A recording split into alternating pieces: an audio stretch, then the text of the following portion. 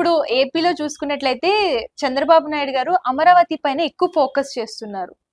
So, దాని గురించి development గురించి, అసలు ఐటీ హబ్స్ తీసుకురావాలని, దీని గురించి, వీటన్నిటి గురించి చూస్తున్నారు. అండ్ ఈ అమరావతి మీదే ఎక్కువ ఫోకస్ చేయడానికి గల కారణం ఏంటి? దానికేమన్నా ఇప్పుడు చంద్రబాబు నాయుడు గారికి యూజ్ 2014 నుంచి 2019 దాకా ఏపీ సీఎం ఎవరమ్మా?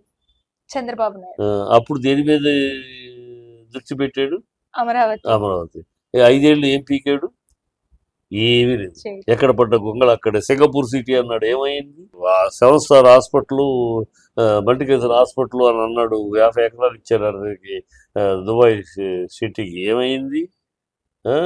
7 సిటీస్ అన్నాడు. ఇవాళ కొత్తగా ఏదో మాట్లాడు, 7 సిటీస్, మెడికల్ సిటీ, ఆ సిటీ, ఈ సిటీ అని మ్యాప్లు బొమ్మలు కొట్టిచ్చేసేసి డిజైన్ చూపించేసి అన్నాడు, ఏమైంది?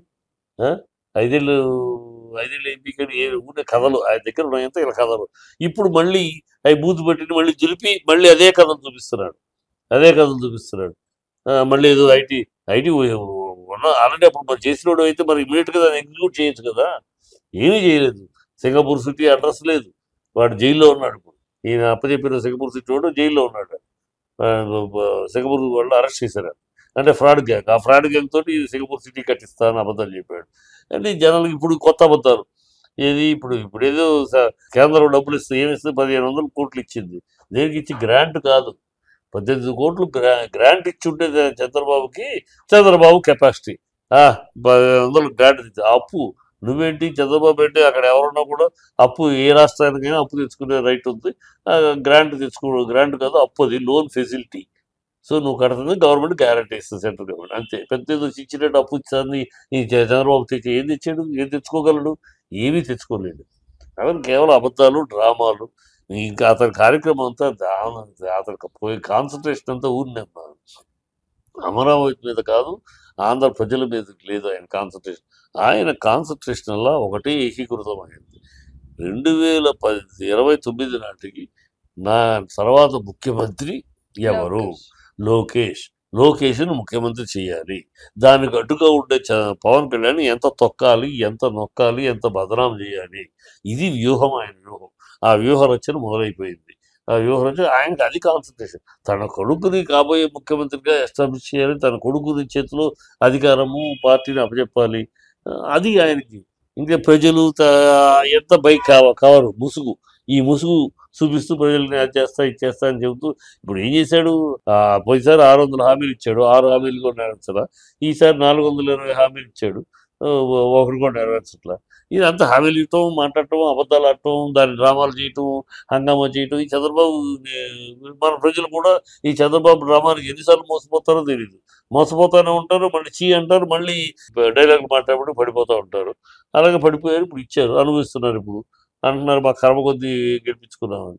సో ఈయన డ్రామా చేస్తూ ఉంటాడు. డ్రామాలు చేయటం, చివరికి వచ్చేటప్పటికి ఎవరి మీద వేసి పవన్ కళ్యాణ్ బదనామా చేస్తాడు. రేపు రాబోయే కాలంలో పవన్ కళ్యాణ్ వల్ల ప్రభుత్వం సరిగా నడపలేకపోతున్నాం, ఆయన అడ్డంగా మనకు అన్నిటికీ అడ్డుపడుతున్నాడు, ఆయన దోషి చేసి ఈయన ఎస్కేప్ అవుతాడు. ఇదే జరగబోయేది. ఏమి ప్రజల గురించి, రాష్ట్రం గురించి మీరు ఏమన్నా ఆశిస్తే పొరపాటు. బీరకాయలో, దేశీ బీరకాయలో నెయ్యి ఎంత ఉంటుందో చంద్రబాబు డెవలప్మెంట్ అనే మాటలో అంత, ఆ డెవలప్మెంట్ అనే పదం అంతే ఉంటుంది. అబద్ధాలు ఆరబోత, అన్ని యూటర్న్లు, రకరకాల మార్పులు చేర్పులు, వీడిని తిమ్మించేసి ఏదో ఒక హంగామా చూపించడం తప్పితే అతను నిజాయితీ లేని నాయకుడు. మన కర్మది భరించాల్సిందే. సార్, ఇప్పుడు రీసెంట్ గా మన ఏపీ సీఎం అలాగే తెలంగాణ సీఎం దావోస్కి వెళ్ళారు పెట్టుబడులు తెచ్చుకోవడానికి. ఎంతవరకు మన 2 స్టేట్స్ కి లాభాలు ఉంటాయంటారు? ఎంతవరకు అంటే ఒకసారి మన గతం చరిత్ర ఒకసారి చూసుకున్నాం అనుకుంటున్నా. 2014 నుంచి 2019 చంద్రబాబు సీఎం. అప్పుడు ఇలాగే పెట్టుబడుల కోసం పెరిగి అక్కడికి వెళ్ళాం, ఇక్కడికి వెళ్ళాం, జపాన్ వెళ్ళాం, జర్మన్, సింగపూర్ వెళ్ళాం, గడుచుకుంటూ గంగడపాసు, టమాటో, టకాటో, డుమ్క టపారం కొట్టించుకొని ఇచ్చి 3,80,000 కోట్ల పెట్టుబడులు అని పెద్ద హెడ్లైన్స్లో ఏం చేసుకున్నారు. పెద్ద పెట్టుబడులు తర్వాత తీరా అయ్యేటప్పటికి ఏంటంటే 380 కోట్లు కూడా అంటే ఏంటంటే ఎంఓయూలు సంతకం పెట్టినంత మాత్రాన ఈ పెట్టుబడులు కావమ్మా. ఎంఓయూల సంతకం చాలా మంది పెడతా ఉంటారు. అది ప్రాక్టికల్గా వచ్చినప్పుడే దాని యొక్క పెట్టుబడి ఎంత అనేది. ఊరిని ఎంఓఎల్ సంతకం పెట్టాడు, మా వాళ్ళు పెట్టారు, వీళ్ళకి ఈ దావోస్ ఇలాంటి చోట్ల ఏ చీఫ్ మినిస్టర్ వెళ్ళినా, ఏ రాష్ట్రం నుంచి ఏ దేశం నుంచి ఎవరు వెళ్ళినా ఈ ఒక గ్రూప్ ఉంటారు అక్కడ.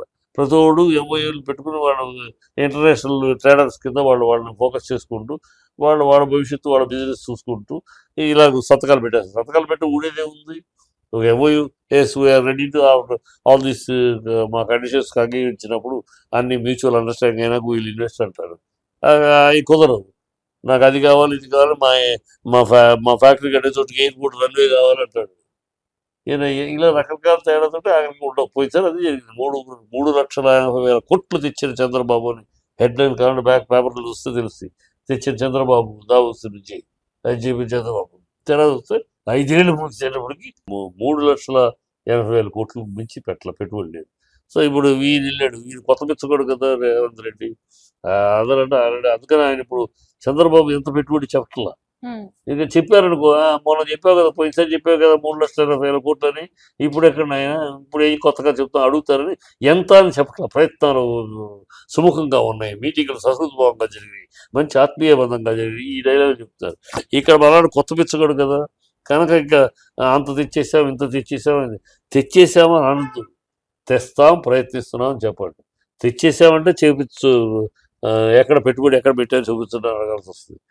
పెట్టుబడి సో ఇలా మాటలు చాలా విన్నాం జీవితంలో.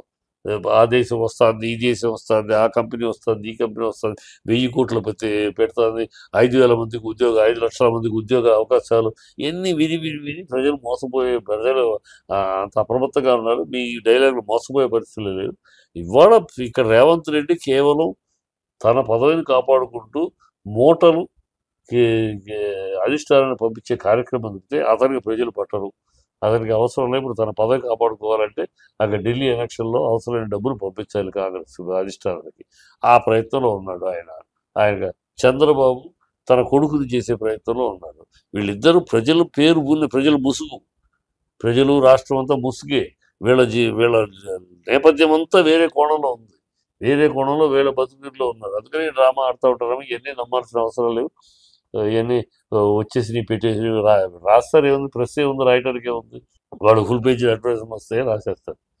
కనుక నిజాలు MoU is not an investment. MoU అనేది కేవలం పెట్టడానికి సిద్ధపడటమే, అంతేకాకపోతే అది పెట్టినట్టు కాదు. అది బేసిక్. సక్సెస్ రేట్ అనేది తక్కువ ఉంటుంది. గతంలో ఉంది చరిత్ర. సక్సెస్ రేట్ సక్సెస్ ఇస్తే సంతోషం. Hats off, will salute them. Thank you sir, మంచి ఇన్ఫర్మేషన్ ఇచ్చారు.